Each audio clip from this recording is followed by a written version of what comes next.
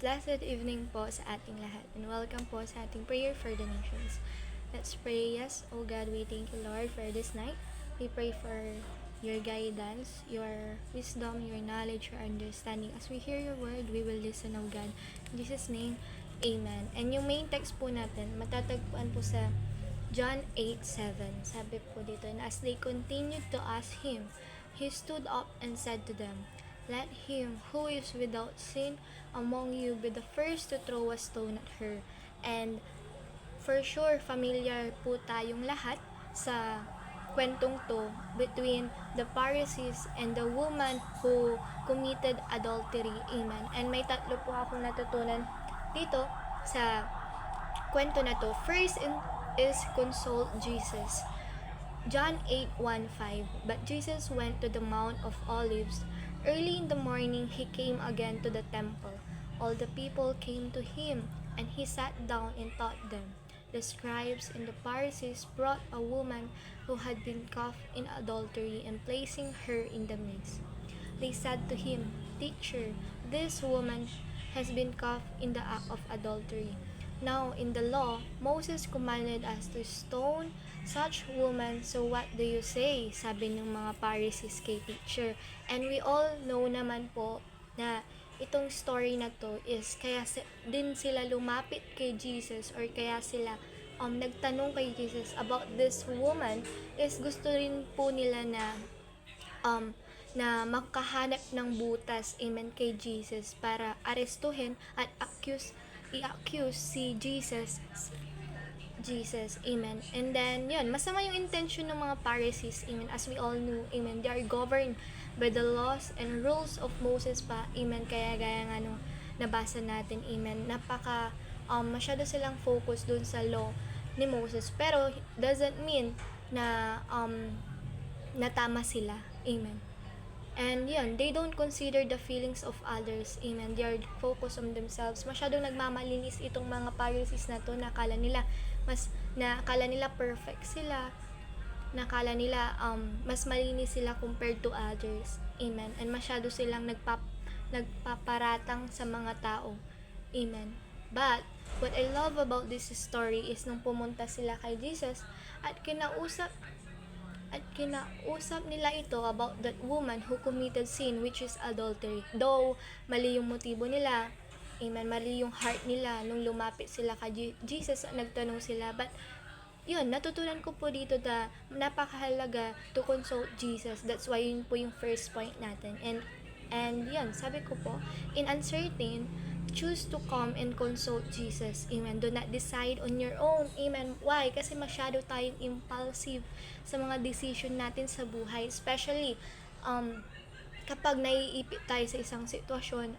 Amen. Or, minsan, nagbe-base na lang tayo sa decision natin, sa emotions natin, sa isip natin, or minsan sa opinion ng mga ibang tao. Amen. But, hindi lahat ng sinasabi ng iba, sinasabi ng puso't isipan natin is tama. Amen. We should consult Jesus first. Amen. And wag tayong mag-base sa initial decision natin sa buhay.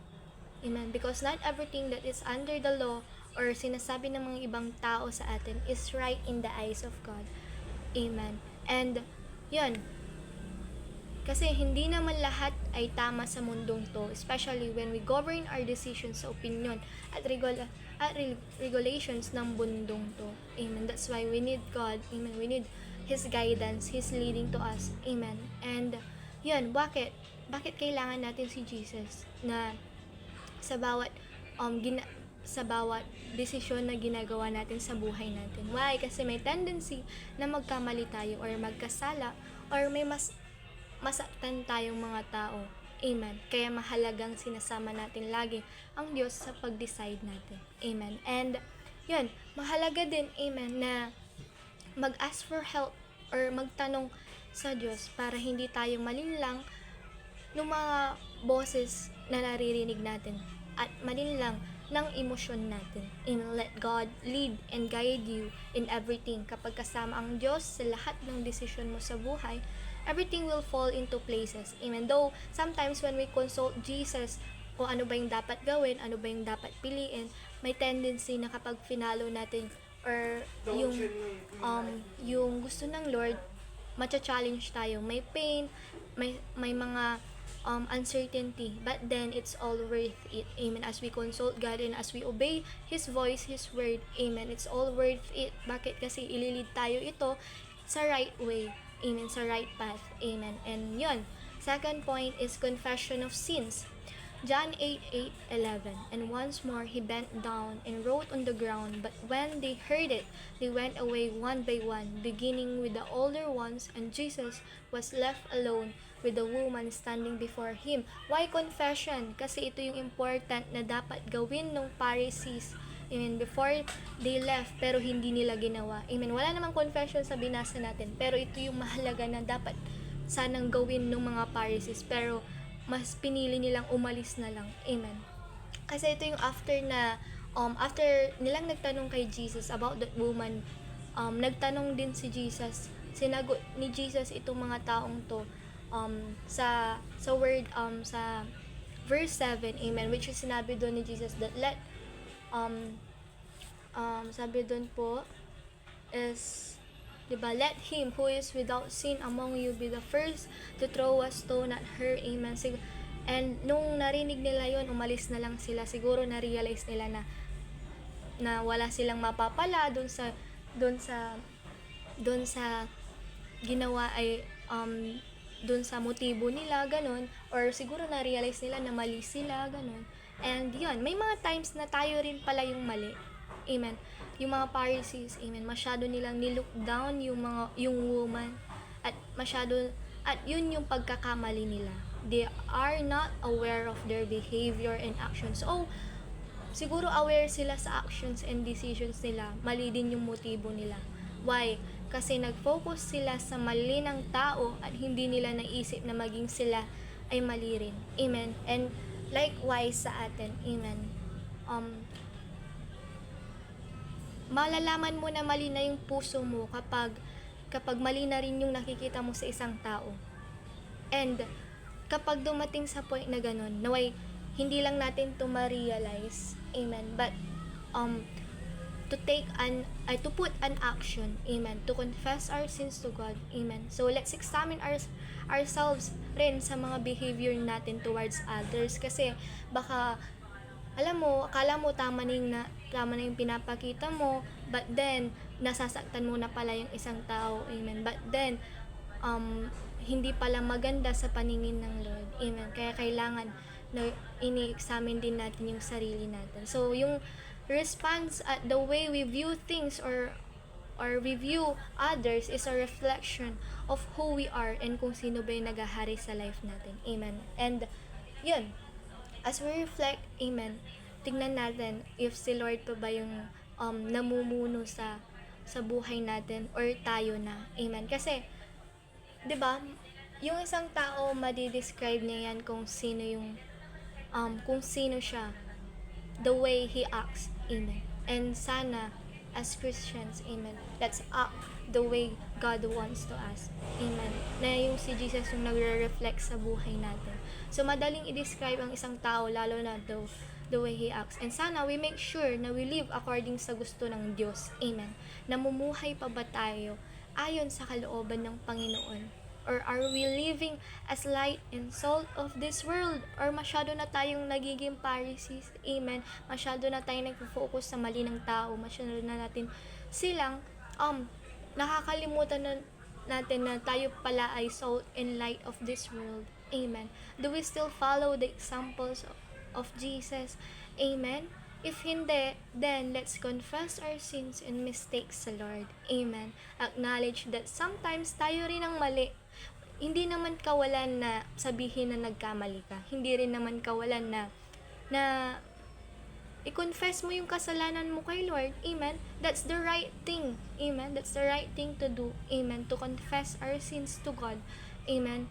Because when we confess to God, we become more aware of His will, amen. And yun yung kagandahan when we humble ourselves, amen, to God. When we open up everything to God and surrender everything to Him, amen. Mas nagiging deepen and understandable sa atin yung yung kalooban ng Lord sa life natin. Amen. Na parang, ay, yung ganitong way pala, sa ganitong bagay pala pumapalya ako at mali yung ginagawa ko. That's why you learn from that sin, you learn from that mistakes. Amen. And dahil na-realize mo na hindi pala yan yung gusto ng Lord, hindi mo na yan gagawin.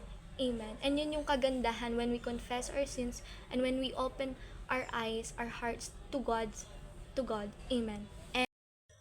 And in confession, there comes a healing. Amen. And yun yung kagandahan when we confess and surrender everything to God. He restores our heart. Amen. He changed our heart and mind. Amen. And when we seek God and ask for help, He'll surely answer and guide us in a way na mapaparealize at matututo rin tayo. Amen. And napakaganda lang nga nung kwento na yun for me habang binabasa ko. Kasi nagtanong sila kay Jesus, mali yung motibo nila, right? But then, nagtanong din si Jesus sa kanila ng pabalik. And grabe yung realization that time habang binabasa ko yun. And yun nga, ayun yung kagandahan kay Lord when we ask for help, when we consult Jesus in everything. Amen. Nandun yung right answer niya, nandun yung paggabay niya, nandun din yung pagsama niya. At the same time, bibigyan niya tayo ng lesson, ng learnings doon sa sitwasyon na yun, doon sa tinatanong or kinukonsulta natin sa Panginoon. Amen. So, yan. They're not deserving to throw a stone at her. Amen. And we are not deserving to throw a stone at everyone. Amen. Hindi dahil may title or authority tayo sa church or somewhere. Amen. You are capable enough or we are capable enough to condemn and judge others. Amen. Lagi nating tatandaan that we are sinners too. Amen. Just like that woman, we are not perfect. Amen. We make mistakes. And aminin man natin o hindi, pumapalya din tayo. Amen. We fail to live a Christ-like life sometimes. Amen. So who we are, amen, para i-judge and i-criticize someone just because nakagawa siya ng kasalanan. Amen. Huwag tayong maging Pharisees, amen, who think about their reputation or about themselves only. Amen. As brethren, amen, as one of the body of Christ, amen, we are to keep one another, we are to pray for one another, we are to encourage one another, amen, and not to judge or not to badmouth one another. Amen. So, when we call someone sinning, when it's hard for you to be kind and gentle because that someone hurts you, and when you think that person will never change, and you tend to give up and judge that person, alalahan na lang natin yung verse na binato ni Jesus sa mga Pharisees. Let him who is without sin among you be the first to throw a stone at her. And mapaparealize na lang tayo na we are not deserving, amen, to throw a stone to everyone or to judge that someone. Why? Kasi maging tayo is kailangan ng kapatawaran at grasya ng Panginoon. Maging tayo is difficult din. Amen. Mahirap din tayong mahalin. Mahirap din tayong intindihin. Amen. Lahat tayo is imperfect. Lahat tayo is nasa proseso ng pagbabago. Nasa proseso pa tayo kung saan hinuhulma tayo ng Panginoon sa kalooban niya sa buhay natin. Amen. And yun, dahil hindi natin sila i-judge sa mali nila, ay tinotolerate na natin sila. Amen. Kasi mali yung ginajudge mo sa sa concern ka talaga sa isang tao. Amen. And sana yung heart natin is nandun yung concern, nandun yung compassion sa everyone. Amen. As we see them when we see them na nagkakasala, nagkakamali, pumapalya. Amen. We can correct them in a gentle way. Amen. Pwede natin silang i-correct. We can lead them to Christ. Amen. Pwede natin silang tulungan na magbago at bumangon. Maraming paraan para matulungan natin sila, para maipakita natin yung malive out natin yung faith natin. Amen. So, yun, we can pray for them also. Amen. At yun yung best way we can offer to them. Amen.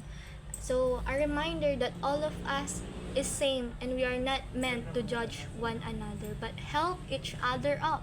Especially, our purpose is to lead and encourage one another sa Lord. Amen. As brethren, amen, as one of the body of Christ, we are to keep one another. Amen. We are to build each other up. Amen. Hindi yung tayo yung maging dahilan kung bakit na-stumble yung isang tao. Amen. Third point is carried with grace and love.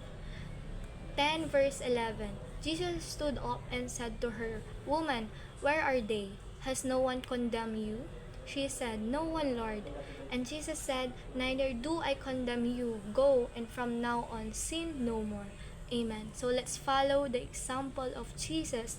Instead of condemning that woman or throw a stone to that woman, hindi niya ginawa kahit si Lord yung capable, amen, na batuhin yung woman na yun kasi si Lord lang naman yung walang kasalanan. But then hindi ginawa ni Lord. Napaka gracious, napaka forgiving ng Lord sa buhay ng woman na yun and sa buhay nating lahat. Amen. He looked up and carried that woman with mercy, grace, and love. And just like Jesus, ang role natin as Christians is to extend that mercy, grace, and love to others. Amen. And why hindi natin ito makalimutan to pass the love, to pass the grace, amen, to others. Amen. Ayun yung pinakakuman ng Diyos sa atin. Amen. To love one another. Amen. To love others just like how we love ourselves. Amen. And kung gaano natin na feel yung love ng Lord sa atin.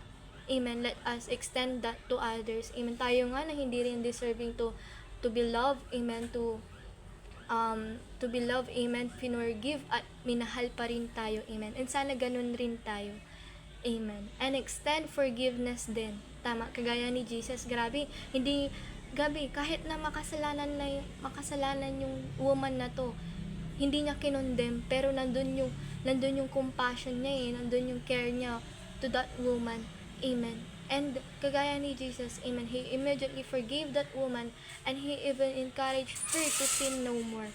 And yun, hindi madaling gawin yung ginawa ni Jesus. Amen. Pero it can be possible to happen. Amen. We just have to open our heart, our eyes, and our mind with compassion just like Jesus. Amen. And as a conclusion po, sa buhay Kristiyano, isabuhay natin yung mga aral na tinuturo at kalooban ng Panginoon sa atin because that's His will and yun yung makakapagpasaya sa Panginoon sa buhay natin. So, yun, let us be reminded also that the best thing we can do to everyone or we can offer to everyone is to pray for them. Amen. And to extend patience, kindness, grace, and love, amen, for them.